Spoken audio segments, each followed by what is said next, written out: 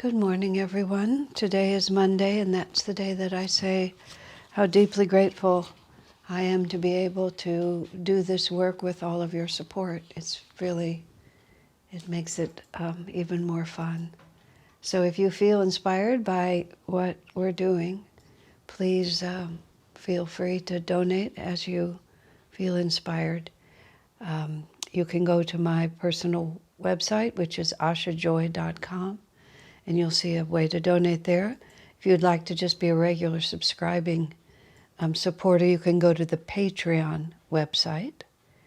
And if you'd just like to sign up and subscribe to our YouTube channel, we're trying to get up to 10,000 subscribers, and we're inching our way there.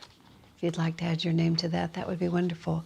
What that means is every time I post a new video, which is pretty darn often, you'll be notified. So if you don't mind being notified, you can go ahead and do that.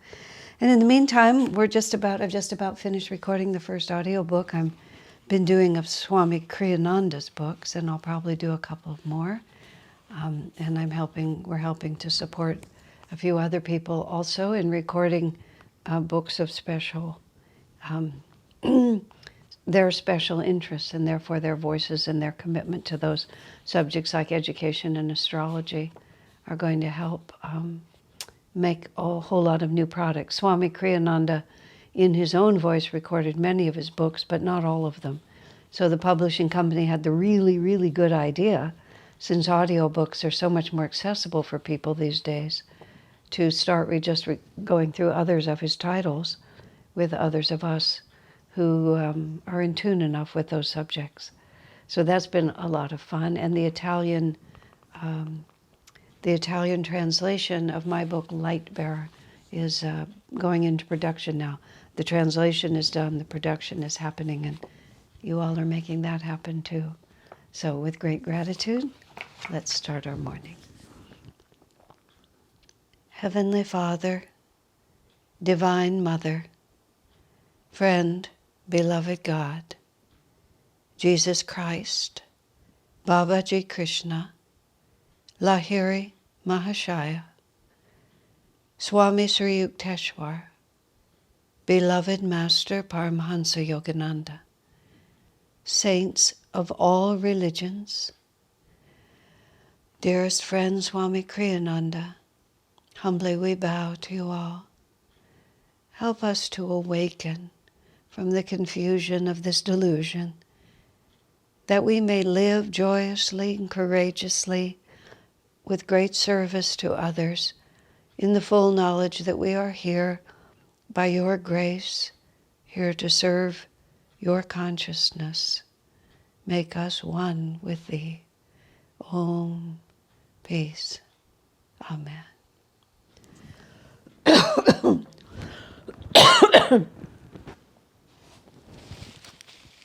I definitely suffer from morning voice. It kind of goes away after a while, but I have to get up and sing arias or something early in the morning to keep this from happening. Not that I can sing arias in the morning or the afternoon or the evening, but something is required. Okay, we're working with how to work with people, and the book is The Art of Supportive Leadership. We're on the chapter called Leadership is Responsibility, which is leadership means responsibility, which is really important. You know, I was so trained in leadership through Swamiji. God knows I had a lot to learn about, well, everything. But the concept of leadership as Swami presents it is really the only way to think about it. And I recognize there are other schools of leadership, but they never rose to the level of serious consideration. Swami says, let's see, what was the paragraph before?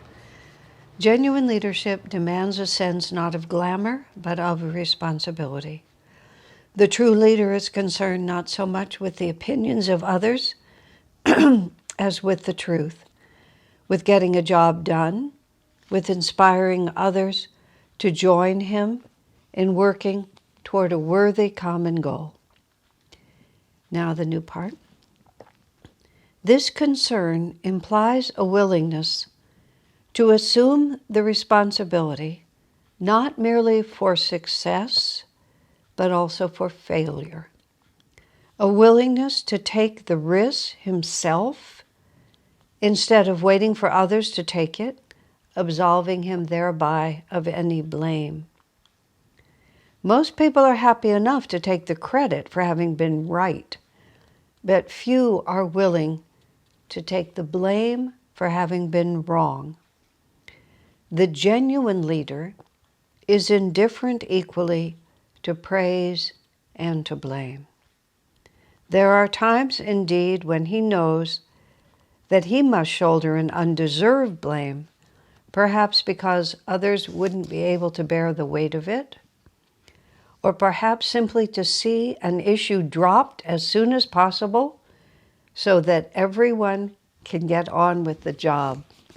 There's a couple of parts in there that are really interesting to contemplate. I remember many years ago, 30 or 40 years ago, I was involved with Swamiji, and this huge kerfuffle developed among about 10 people.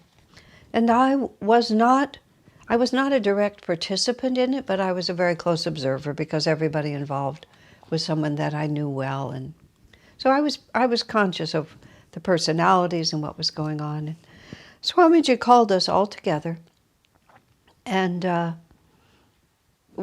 sort of talked about the situation. And his point of view was much of the concern had been directed at one person. And Swamiji started the meeting by saying that he felt the judgment against that one person was not valid. And he did it somewhat mildly, but he did it. And then he just talked a little bit about the confusion. And then he sort of went around the room and said a little bit to almost everyone that was involved, and then placed almost all the blame on the person that he'd started out exonerating, which was actually very interesting at the time. And I always remembered that much later. It wasn't that the person he'd exonerated had no faults. That wasn't really the issue. But what struck me in the meeting is that Swamiji apportioned blame where he thought it could be handled the best and in proportion to how people could handle it, to what would be necessary to smooth the way so that we could all go forward together, because there was no question of anybody exiting from the crowd. And he just took the opportunity to help the one person grow in ways that were needed to grow, including accepting blame without feeling the need to justify yourself, being honest enough in our introspection to see what we might have done to cause it, or just to be falsely accused and to be indifferent to blame or to praise, just because this is what's happening, this is what Swami's choosing to do, let's just go on with it.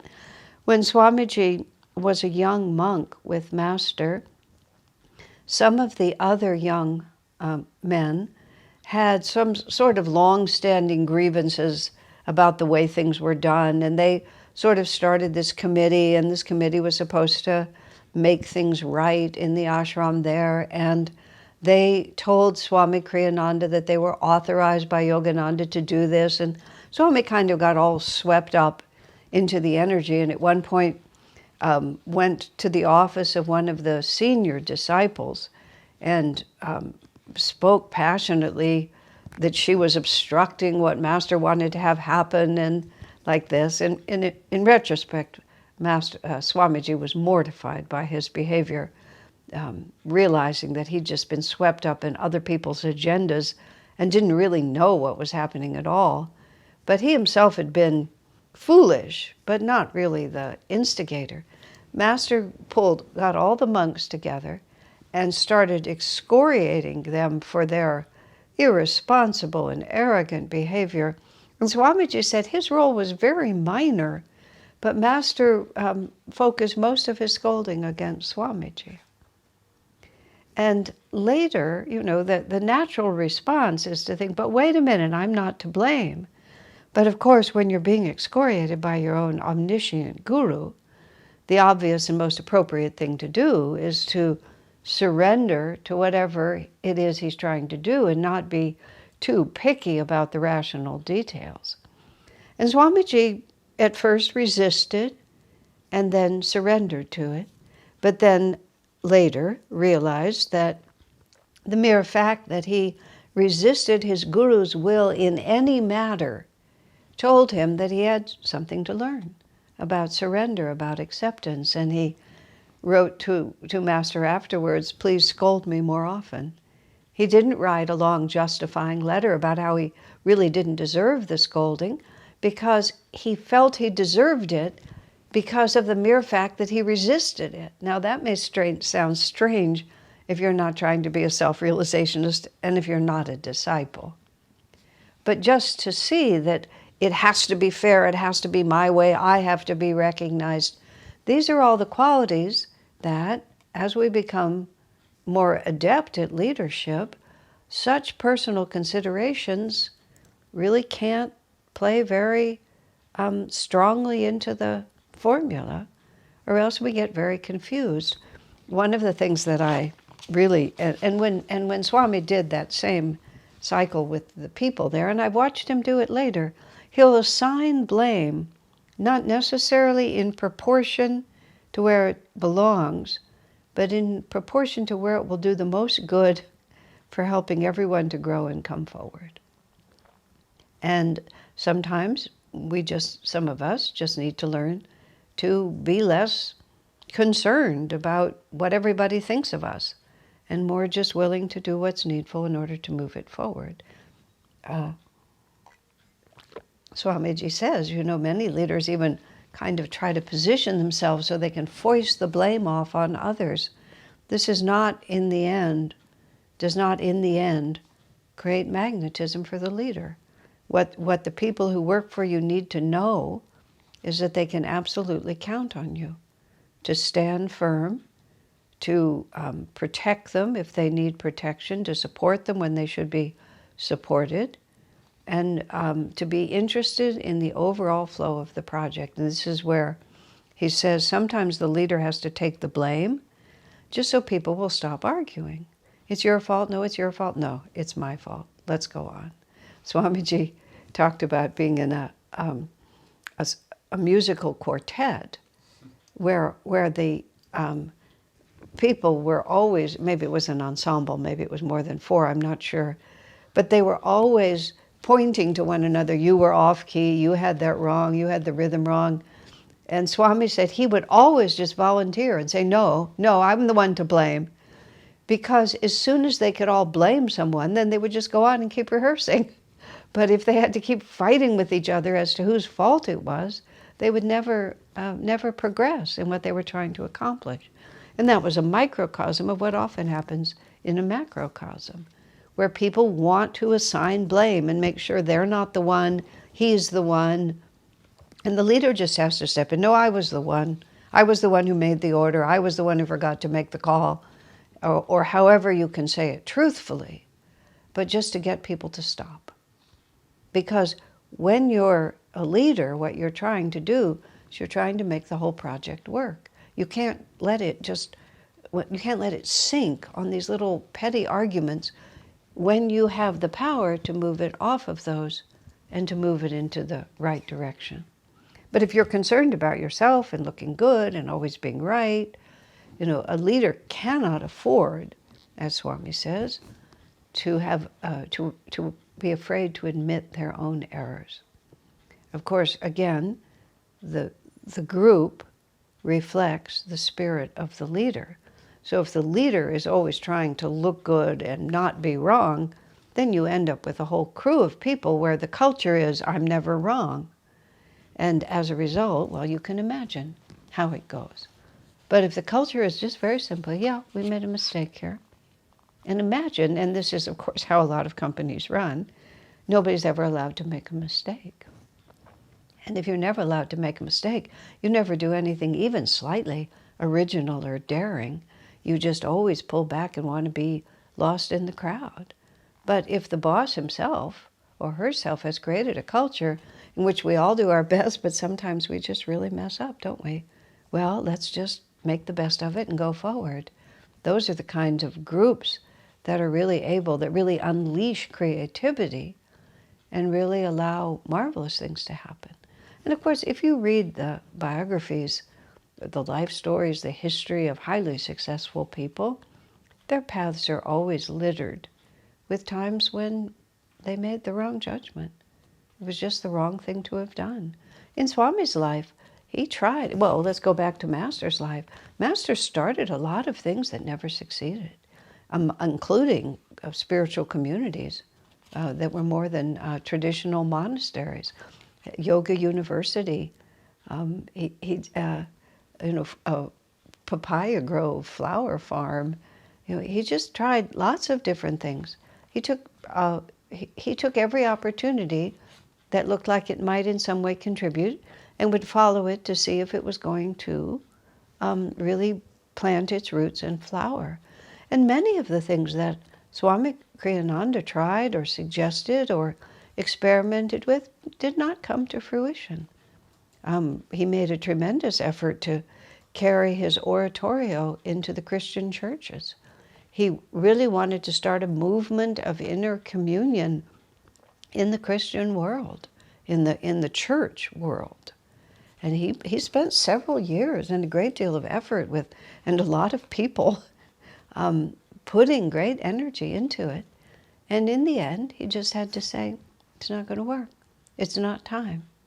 And he never blamed anybody or said if you'd only worked harder, it would have happened. He just said, well, we did our best and this is the result. And sometimes, of course, God's will is speaking through those things that are thwarted as well as those things that flow.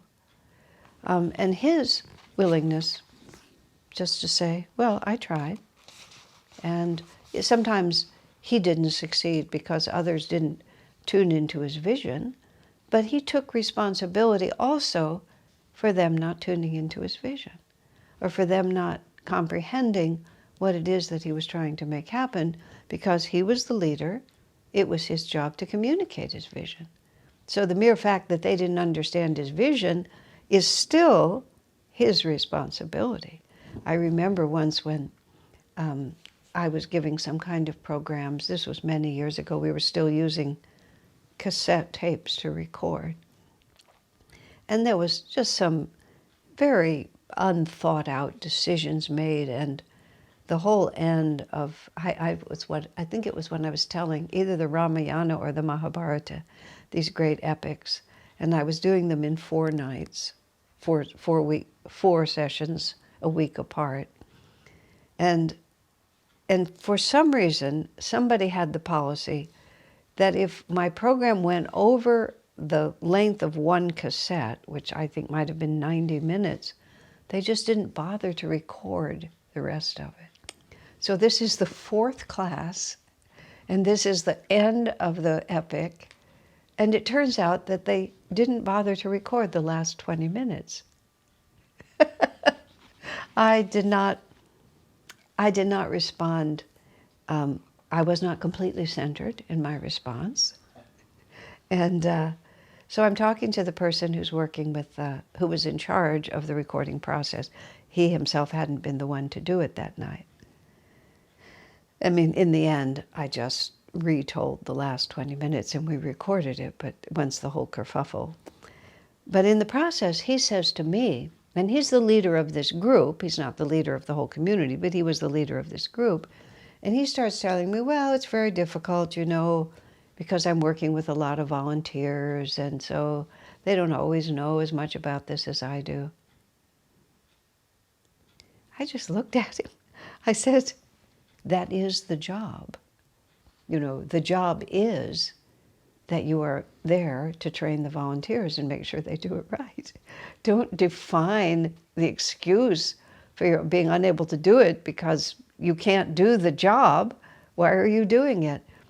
But I remember, because it struck me very strongly. Of course, this man was a very good man, a friend of mine. I was just pretty irate, so he was probably trying to save himself from being burned to ashes because I had just described this whole epic And in the Indian epics, one of the ways they move the plot along is that some sage, which fortunately, I don't have that kind of power, but some sage, who's been doing tapasya for centuries, suddenly loses his temper and looks with fury at whoever the object of his rage is, and then they're burned to ashes. And then, a lot of other things happen because of that. Then the sage has to go through all these things. And so lots of time the story moves along. So I think he was a little afraid that I was going to burn him to ashes, as I was trying to at that point. But, I was on the edge of it. But when he said that to me, I just said, this is an excuse? The definition of what you're supposed to be doing is your excuse for not doing it? Like, what am I missing here? And of course, he recognized the folly of that too. But you see, that's what happens. We just want to say, no, it's not my fault. But yes, it is. And to be very truthful, I was also greatly at fault, because I also needed to have said to him, why have I not made this clear to you? What have I failed to say here? People often ask me, when should I record what you're saying? This has been my way. I said, how about when I'm talking? If it's the program that I'm doing, that's when it should be recorded. If I'm having breakfast, you don't need to, but it's not confusing. But somehow it was. And we have to work with this. We have to take responsibility. Ultimately, of course, I take responsibility because I'm trying to be a good leader too. My only excuse at that time was I was very early in this role. But still, let us watch ourselves. We often justify it by explaining the conditions for which we have taken responsibility. It's a job description. It's not an explanation of failure. It's just saying, it's a hard job. Yeah, it is a hard job. When you have lots of volunteers don't have the same commitment that the people who are doing it full time. Thousands of confusing things happen. But when you run a nonprofit community in an ashram, you have lots of volunteers. That's what you have to do. So the job is, given that we have volunteers, this is what we should do. A friend of mine who was a Lutheran minister for many years before he came to Ananda, he used to talk about, how volunteers will only take responsibility up to a certain point because, truthfully, they don't really have the whole picture. And he said the job of the minister is when you're able to go into the building or to the place, and when people are working, you'll be able to say, yes, we can throw that away. Because no one else has the authority to actually say, yes, we don't need that anymore, we can throw it away. And I actually have really thought, that is to say, I'll take responsibility. And if it turns out later that I was wrong, and that somebody, one of the other volunteers had a plan for that, then you say, I'm sorry, I was the one who decided. And I'll be more careful in the future. Really learning to do that, and doing it cheerfully, just so people will stop arguing and you can go on. One learns in the role of leadership that the only way to get a job done is to get people to stop reacting, as they tend especially to do when they are blamed, and to start acting. Reacting versus acting. Reacting is to protect myself, to make it, just I'm off center and I'm trying not to make it worse. Acting is when we're calmly thinking, okay, how do we go forward from here?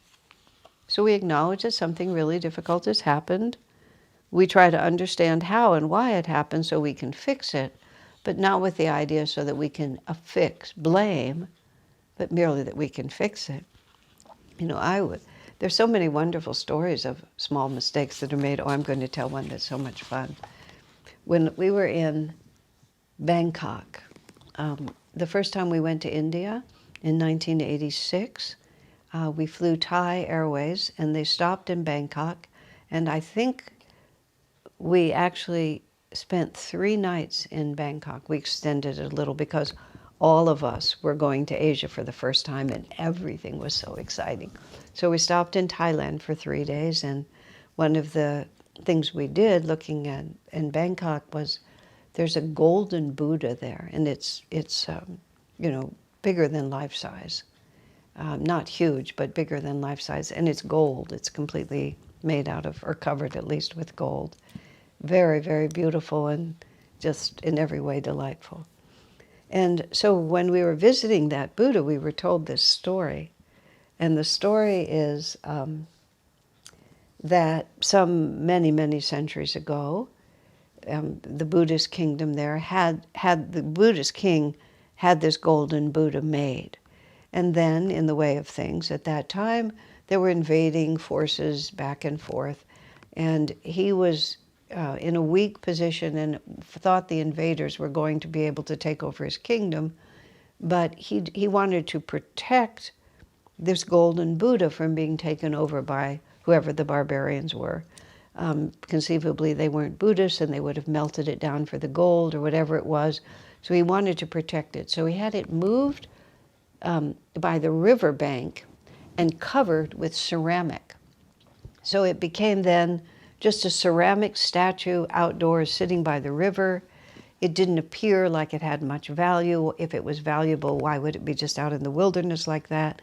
And the gold was completely hidden.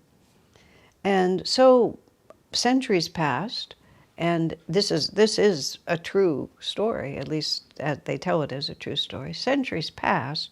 Everybody who knew what was underneath the ceramic died, and there were no records kept, whatever the context was. And then at some point, someone saw the statue and was looking at the statue and thought, this is really not an appropriate place for a statue of the Buddha, whom we revere. It really should be taken to another location where it can be honored in a way that's more appropriate. But it was very heavy. So this person, and it was the time of carts, not before anything automated was there. So he had to do all these careful calculations how to get it into the cart, which was tricky enough in itself, what kind of wheels, what was needed, had to be pulled this certain long distance, and it was a very serious engineering job. So they managed to get the cart there. They got halfway or 3/4 of the way there, and everything was looking good, except he'd underestimated the weight of the thing. And the cart began to fall apart, and the statue just took a dive like this and hit the ground. Of course, a horrible moment as the statue was going over, and the poor man who's planned this whole thing. It hits the ground, the ceramic cracks, and they discover that it's gold underneath, which no one knew, which no one would have known if the man had calculated the weight properly and the cart hadn't broken. And every time something happens where everybody has really tried their best, for some weird thing has come into it. I think it was it the Hubble telescope? There was some international space thing that was done where the telescope, the lens was out of focus, and then they had to spend millions of dollars more to go up there and fix it and put the right one in. They traced it back to some kind of a math error when they were translating from the system that's used in Europe and the system that's used in America. Because America uses the unique system that the rest of the countries don't. There was a math error at that point. Can you imagine? And it delayed the whole thing. Because, they finally get the whole telescope in place, and it can't be focused because the lens is improper. I mean, unbelievable. But back to Thailand. Every time something, everybody tries as hard as they can, and yet something goes wrong. I always think about that, because sometimes you don't know.